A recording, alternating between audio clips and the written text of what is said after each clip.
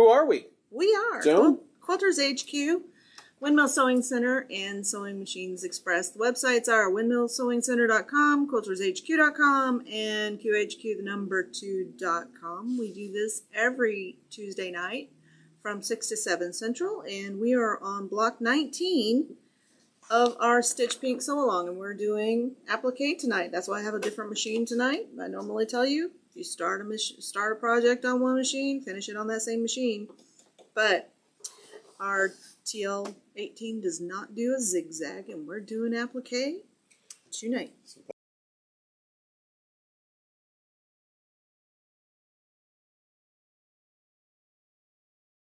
So, how many of you have been sewing along and you go up over something? So you're attaching something and you have something that has some layers, and you're going from a real flat piece of fabric to one that has some bulk to it. So this actually, when you set your foot down, if you hold that flat, so I'll just do it inside out. Robert, do you want to bring the camera over here? And we'll do a quick machine demo, sewing skill demo, actually.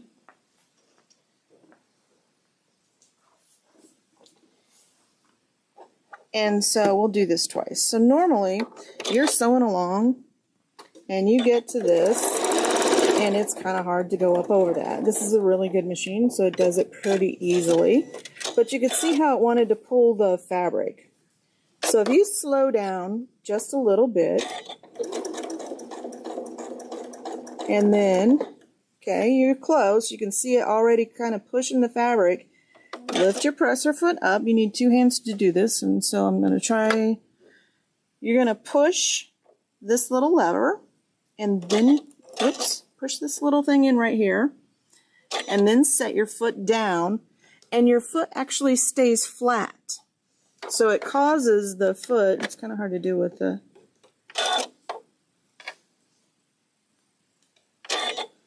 and so it actually causes your foot to stay flat so that you can go up over these little bumps easily. What's it called? I don't know. I don't know if there is a name for it. There's a name for it out there, guys. Shout it out. Yeah. So this is actually, it keeps your foot in that. It's like a lock flat. in the little pin. It's like a lock in that little pin, and it keeps that foot flat while you lower it. So, cool. Sewing machine trivia. Our one and only time. Okay, so this month's block is applique. I've already trimmed my block down, and it is on the website. I did that right before we started, and I pressed some creases in my fabric diagonally. And so we're going to use that to do a guideline. Robert's got a weird look. Foot leveler. I like the name. Okay, we can use it. Bernina has a different way to do that. Bernina has a different way to do it. Okay. And so I'm just using some cutaway stabilizer. You can use dryer sheets. Is a good one. Gives you a reason to do laundry and save those dryer sheets. Another scrap of fabric to do it as well. And so you're going to put this on your fabric right with the pretty side up. So you're going to sew from the top, because we're going to turn this inside out. Nope, I'm wrong. I have to think about this for a second. If I do it this way, pretty side's on the inside. Nope, right the first time.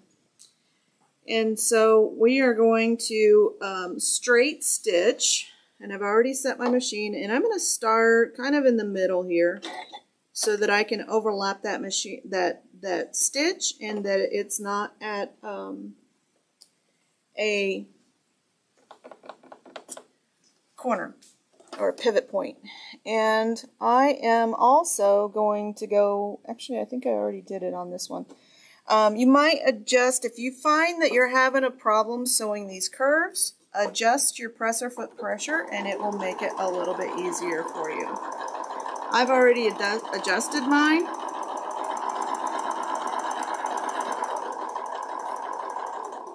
And then I'm going to slow down when I get to this pivot point. And pivot.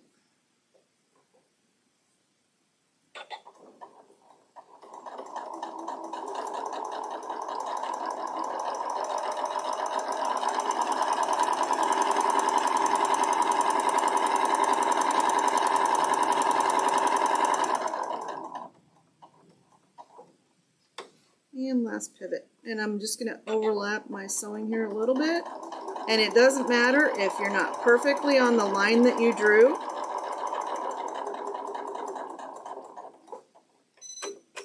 I kind of left that step out. I actually traced my lines onto the pattern, just like that with a graphite pencil.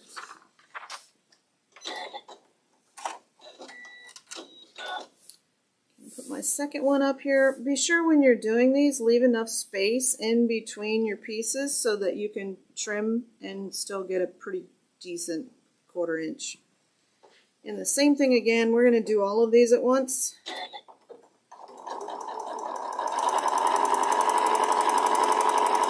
And we're just making a really smooth curve here.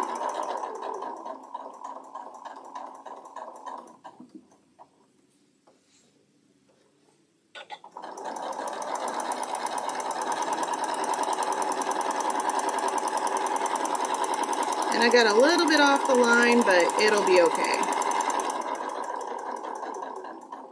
I think I'm about 1/8 of an inch, so this petal is going to be just a little skinnier, but it's okay. We're not too worried about it.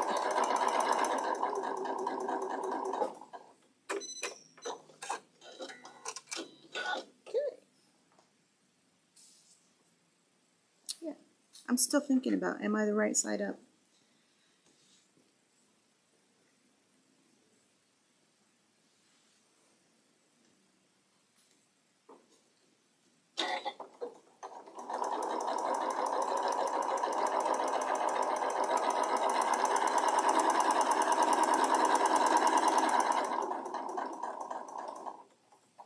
There are a lot of methods for doing this kind of applique. You can use a fusible product and just fuse it onto your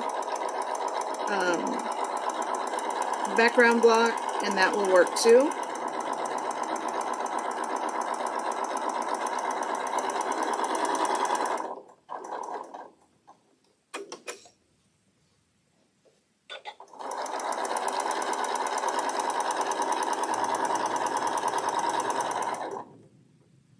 Last one.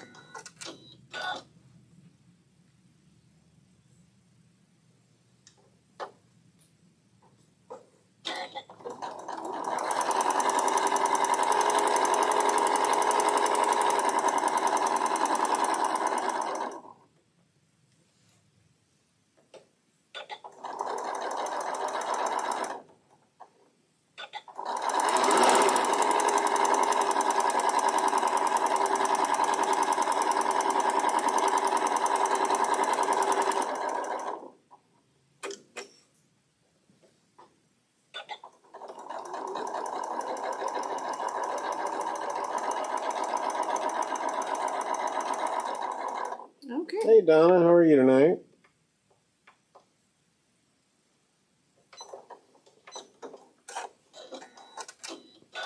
Okay, so we have all of our pieces sewn. And so we're going to trim. If you have pinking shears, those are always, just cut this in half first. Always a good option. And I'm going to trim fairly close. When I get to this corner, I'm going to trim not quite into the stitches, but I'm going to trim it really, really close. And Robert, when I'm done trimming this one, Robert can hold it up for me and you can see what I'm doing. Yeah, we can come around there too if you want.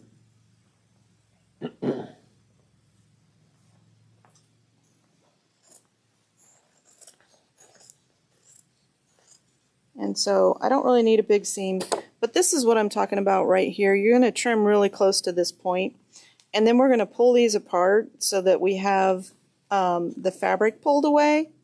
They're little footballs. They are little footballs. And then I'm just going to cut a little hole in it, and then that's how we turn this right side out. Coin purse. Little coin purses, yeah.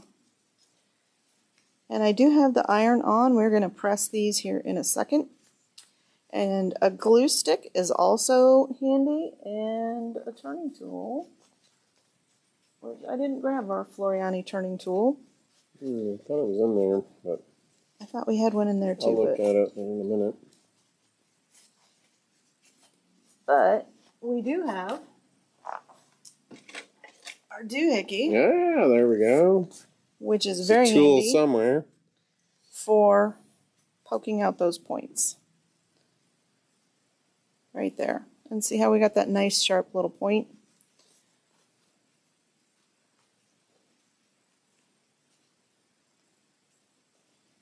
And then I'm just going to rub it across the inside of this to push that seam out.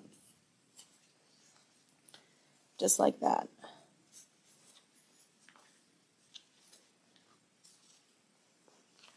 There we go. And we have one perfect petal. And when we get all of these done and turned, we're going to go over to the iron, put some heat on it really quick.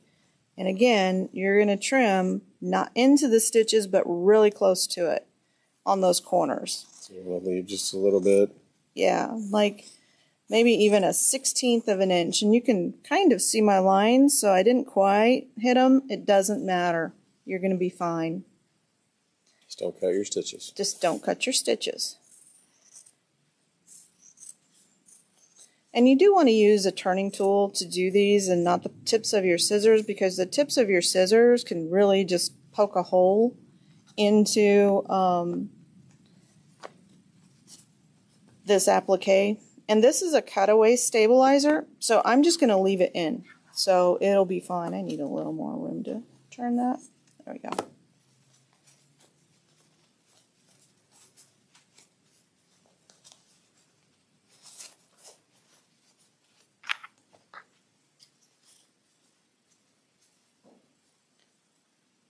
And there's that point. And I'm just kind of sliding along the edge of those stitches to get it to lay somewhat flat. And that's enough until we go over to the iron. And see how nice and flat that lays with that little And stabilizer. it's a little poofy even. It is a little poofy. It's That's got some air poof in it. Air poof. So remember, right side up when you're using this method. So you're sewing your stabilizer to the right, the pretty side of your fabric.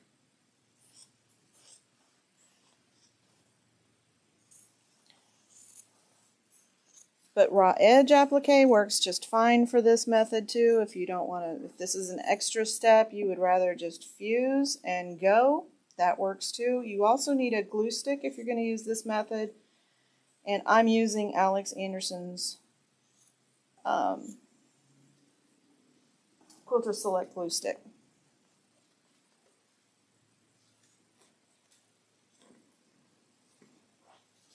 Think you got the hang of that one? I got the hang of turning it.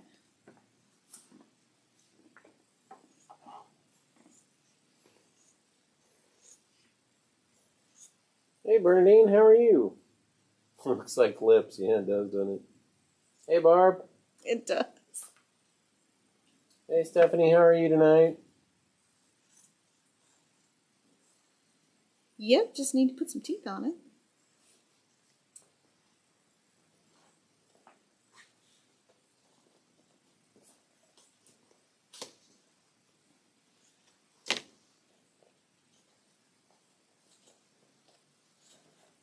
What week is this?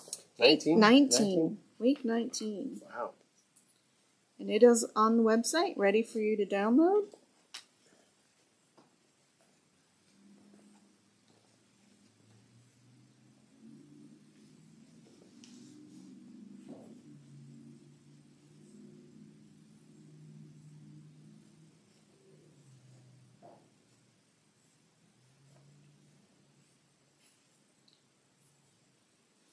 Okay, one more.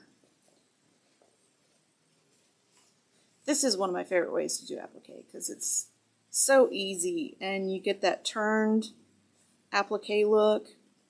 Just remember, you're always reversing your pattern. Sometimes the fabric or the companies will give you the pattern reverse because they know you're going to want to do this. But just when you're doing your layout, you can take a light box and then trace the pattern on the opposite side and then just flip it over. and use that for your layout. So your layout would be the mirror image. So let's take these to the iron real quick.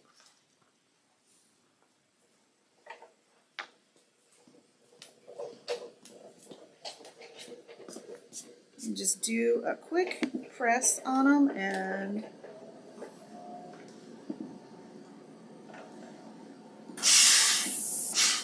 I'm doing a little quick shot of steam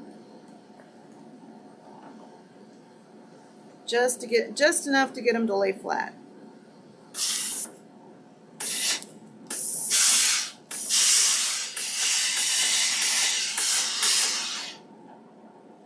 I love this ironing board because I don't know if they can see it. Yeah, it pulls the steam down through the bottom. Can you see it? Yeah, you can't really see it on the camera very well, but it does pull it down through there. I will did that one. Show you here in a second. So this ironing board, I pressed a little wrinkle into it. This ironing board, I'm going to hang on to this so you can see the fans running. Actually has fans in here. Down in here. And it's really nice because it pulls all of that hot air away from you so you can iron for a longer time. So if you've got a lot of pieces to press, you can press a whole bunch of them without building up a great big sweat. Because I always get hot when I'm ironing. Woo! Okay, here's our rubbish. I'm going to keep a little sample because I want to test sew my blanket stitch. But next, we are going to glue Quilter Select all of these shapes down. And so I'm just going to lay them out really quick. And so you have the darker pink facing one direction and the light pink facing another direction. And I'm going to leave just maybe 1/8 of an inch gap on these because we're going to sew all of these down at the same time. And so you press a crease diagonally across your block so that you can line up your points.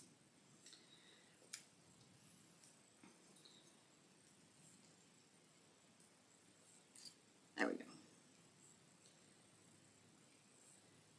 And I will tell you, if you're using the Quilter Select glue, you want to put the cap back on because it will dry out fairly quickly. But it does stick really quickly too. And so I'm just lining up my point here. I'm just going to press that down, go to the next one. And it doesn't have to be like a whole lot of glue, just enough to hold it in place while we're doing our blanket stitch.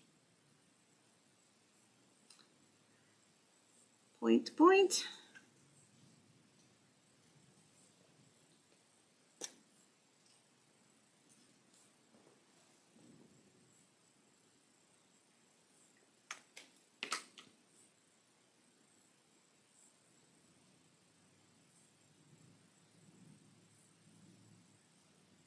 And if you don't get it perfect, don't worry about it. If somebody wants to pay that close of attention, they can make one of their own. We had a gentleman in here and they were traveling and he was commenting on some quilts and I was like, hey, this is a judgment-free zone here. But it turns out he was an engineer, so I kind of get it, but still a judgment-free zone. Okay, so I'm going to pick out I'm going to go to the t-shirt. I think I've demoed this one to you before, where has a feature that when you hit a button, it will automatically pivot for you, but I need to go through the t-shirt to do it because that sets all of these functions for me. And so I want kind of a center. That'll be fine. And I'm just going to test sew this just to make sure it's what I want. Because I want a heavy stitch around the outside, so if any of this is showing, and that's perfect. I do kind of want to use a bigger stitch, So I'm just using the default stitch. So when you're doing these, I like to start along the edge because that way I can have like really good pivot points.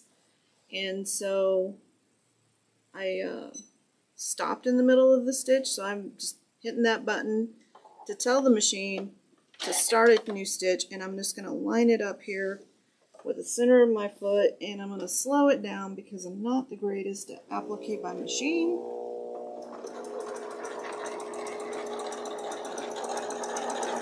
And so we're just trying to keep that blanket stitch off of the edge of the piece. Might be better if it came on this side. I think so.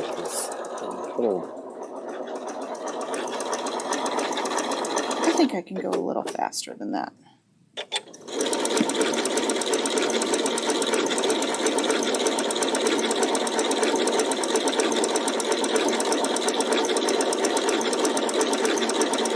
And before I get to the edge, I want to tell it I'm still doing straight stitch. That's this little button right here.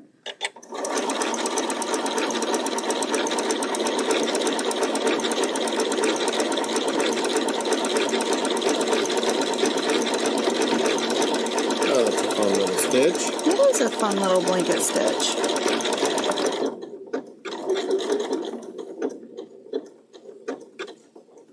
To go with the blanket we're making. Okay, so I did my pivot. I'm going to tell the machine I'm starting a new stitch. And you can see it took off going forward instead of doing a back stitch.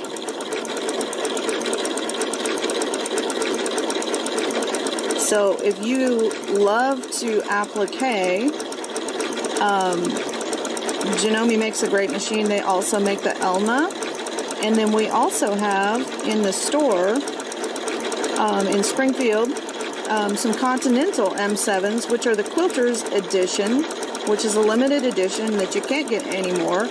They were used as classroom machines in Branson. And I won't make you watch me do all of this applique. I think once is enough around, and I can finish these later so that... You have some cat fabric you want to show. I do have some fabric to show you. It is super cute.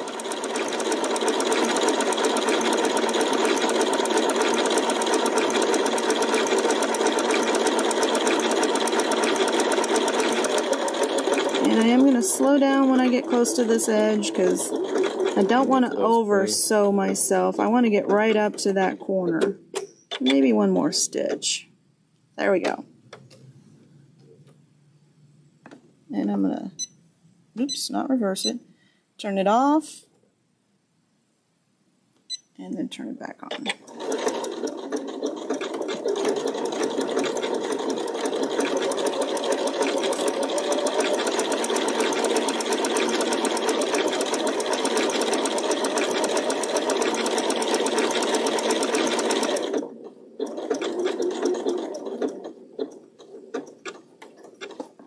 And I'm going to do a locking stitch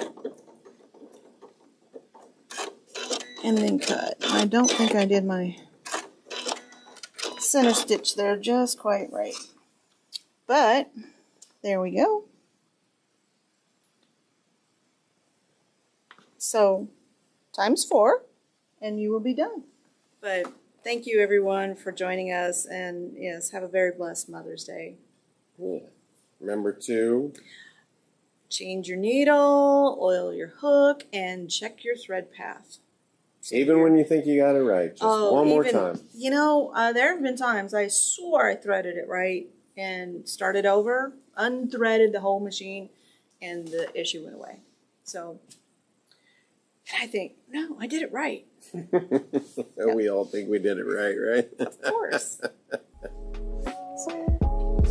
All right, everyone, enjoy your Mother's Day, enjoy your week.